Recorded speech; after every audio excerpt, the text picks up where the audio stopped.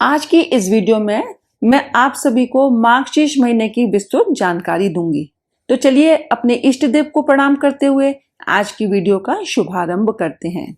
हिंदू पंचांग के अनुसार कार्तिक पूर्णिमा के बाद मार्गशीर्ष मास आरंभ हो जाता है, जिसे हम अगहन, मंगसिर और मगसर के नाम से भी जानते हैं। ये 9वां महीना होता है हिंदू कैलेंडर के हिसाब से। ये सभी महीनों में सबसे श्रेष्ठ माना जाता है। इस महीने में भगवान कृष्ण की विधिवत पूजा करना शुभ माना जाता है। इस महीने नदी स्नान के साथ दीपदान करने से विशेष फलों की प्राप्ति होती है। तो चलिए जानते हैं कि इस बार यह महीना कब से शुरू हो रहा है और कब समाप्त होगा।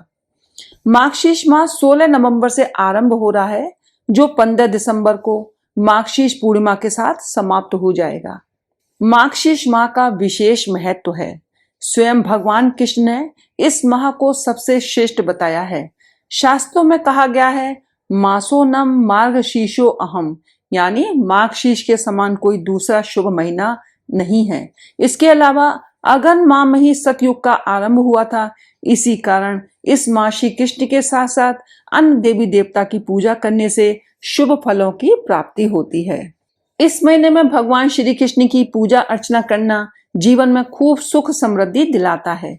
इसके अलावा जीवन के सारे संकट और पाप नष्ट हो जाते हैं। वहीं इस महीने की कुछ विशेष तिथियों को लेकर नियम बताए गए हैं, जिनका पालन करना जरूरी होता है। तो चलिए अब मैं आपको बताती हूँ कि अगहन मास की कुछ विशेष तिथियां ऐसी हैं जिसमें शुभ कार्य करने की मना होती है। मार्गशीर्ष माह में पड़ने वाली सप्तमी और अष्टमी तिथि को मास शून्य तिथियां कहा गया है। इस दिन कोई भी शुभ कार्य नहीं करना चाहिए। इन दो तिथियों में कोई भी शुभ कार्य किया जाता है तो इससे धन और वंश दोनों की हानि हो सकती है। इसके अलावा सप्तमी और अष्टमी तिथि पर कोई मांगलिक कार्य किया जाता है तो सम्मान समाप्त हो जाता है और व्यक्ति के जीवन में निर्धनता आ जाती है। मार्गशीर्ष के महीने में जीरे का सेवन वर्जित माना जाता है। इस महीने तामसिक भोजन या मांसाहार भोजन से दूर रहना चाहिए। चलिए अब जानते हैं कि इस महीने हमें क्या कार्य करने चाहिए। देखिए, धर्मशास्त्रों के अनुसार मार्गशीर्ष मास में रोज श्रीमद् भागवत कथा का पाठ करना चाहिए। ओम नमो भगवते वासुदेवाय मंत्र का जप करना बहुत फलदायी होता है। जब भी संभव हो तो अगहन मास में पवित्र नदियों में स्नान करना चाहिए। इससे सारे पाप नष्ट हो जाते हैं। इस महीने में गरीबों को भोजन कराएं। यदि हो सके तो चांदी से बनी वस्तु का आप दान भी कर सकते हैं। मार्गशीर्ष मास में भगवान श्री कृष्ण के बाल स्वरूप की उपासना की जाती है और ओम नमो भगवते वासुदेवाय का जाप किया जाता है। साथ ही बाल कृष्ण को तुलसी, मोरपंख, माखन मिश्री तथा मिठाई का भोग लगाया जाता है। अगहन मास में शंख की पूजा करना बहुत ही शुभ माना जाता है। अतः इस माह में शंख में तीर्थ का जल भरकर पूजा घर में स्थापित भगवान का अभिषेक करना चाहिए तथा उस जल को शंख में मंत्र बोलते हुए चारों दिशाओं में घुमाना चाहिए। बाद में ये जल अपने घर में छिड़कना चाहिए। शंख में मां लक्ष्मी का वास माना जाता है तथा श्री विष्णु इसे धारण करते हैं। अतः जल छिड़कने से घर में शुद्धि बढ़ती है, शांति आती है, क्लेश दूर होते हैं तथा मां लक्ष्मी जी का आशीर्वाद प्राप्त होता है। चलिए अब जानते हैं कि इस महीने के कौन कौन से व्रत और त्योहार पड़ेंगे।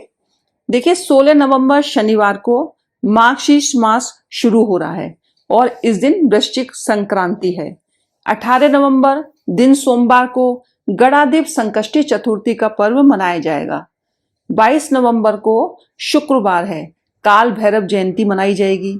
मासिक कृष्ण जन्माष्टमी है 26 तारीख को। 26 नवंबर को उत्पन्ना एकादशी का पर्व मनाया जाएगा। 28 नवंबर को गुरुवार है, उस दिन प्रदोष व्रत रखा जाएगा। 29 नवंबर शुक्रवार को मासिक शिवरात्रि है। 30 नवंबर शनिवार दश अमावस्या है। 1 दिसंबर रविवार को गौरपी तपोव्रत और अमावस्या है। 2 दिसंबर सोमवार को चंद्र दर्शन है। 5 दिसंबर गुरुवार को वरद चतुर्थी है। 6 दिसंबर शुक्रवार को विवाह पंचमी है। 9 दिसंबर सोमवार को दुर्गाष्टमी का व्रत रखा जाएगा। 11 दिसंबर को मोक्षदा एकादशी है और गीता जयंती मनाई जाएगी। 13 दिसंबर शुक्रवार को प्रदोष व्रत है। 14 दिसंबर शनिवार को अन्नपूर्णा जयंती है। 15 दिसंबर रविवार को माघ शीर्ष की पूर्णिमा है और धनु संक्रांति है। इसी के साथ ही माघ शीर्ष का महीना समाप्त हो जाएगा। तो चलिए आज की इस वीडियो में बस इतना ही। मिलते हैं अगली वीडियो में कुछ नई जानकारी के साथ। हर हर महादेव, जय भोलेनाथ।